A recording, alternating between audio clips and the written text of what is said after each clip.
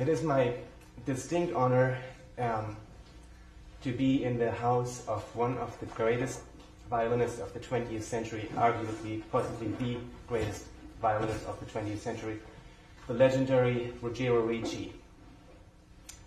Ruggiero Ricci has performed countless concerts in 65 countries, and he has recorded the Paganini Caprices as the first violinist in 1947 in their unadulterated form. I first met Mr. Ricci in 1987 when I was a 12-year-old boy, and I remember I played in his master class in Berlin. Mr. Ricci gave master classes in Berlin once a year.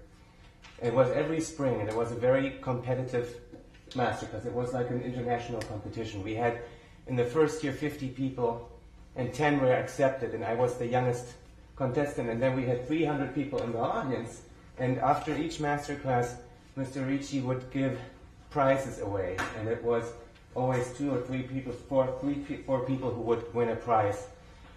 Now I remember I tried out once more for his master class one time, and that was in 1995, and I won he awarded to me the special prize of the Berlin Symphony Orchestra, and that gave me a wonderful opportunity. I had already given my debut in the Berlin Philharmonic Hall at age 12, but of course, as a violinist, as a young violinist, I tell that to my students, it's so important to get the opportunity to perform those concertos you learn with orchestra as many times as you can.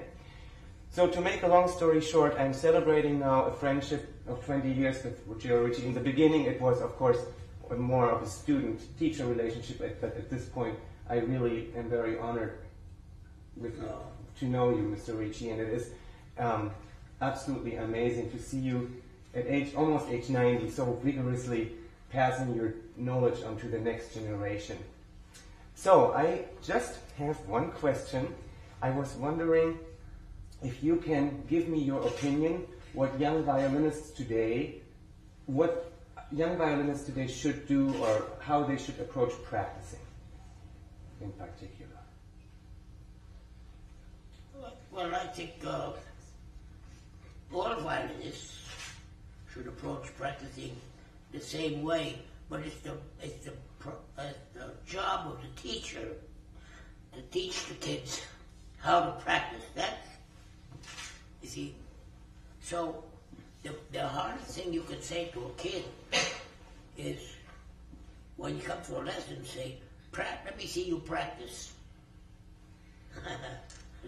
Then he's really on the spot, because they don't practice correctly usually.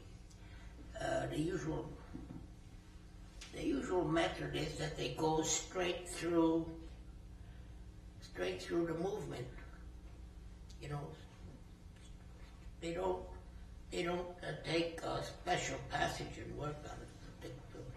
Well, I mean, there are exceptions, but the common thing is for them to go straight through. So I can always tell when I'm giving them a lesson, because if I start to tell them to start in a certain place in the middle, they can't. They have to go. Yeah, I did notice that myself. Yeah. Yes, we've noticed that both. Yeah. They can't start.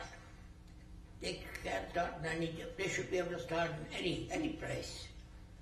Would you think that listening to a lot of recordings would help? A lot of listening to recordings, that they have more in ear? The more listening they do, the better. I told them that, yeah. If I were graduating a kid, and I would play him, I'll play the kid 2, 3 or 4 players. If he couldn't tell me who it was, I wouldn't graduate him, because if he couldn't tell me the difference between Chrysler and Heifetz and Sigeti, if he couldn't pick them out one from the other, then he hasn't done enough listening, and he shouldn't graduate. Yeah. So you think I know that you just published a book called Ricci on Glissando, which is very helpful because it gives us new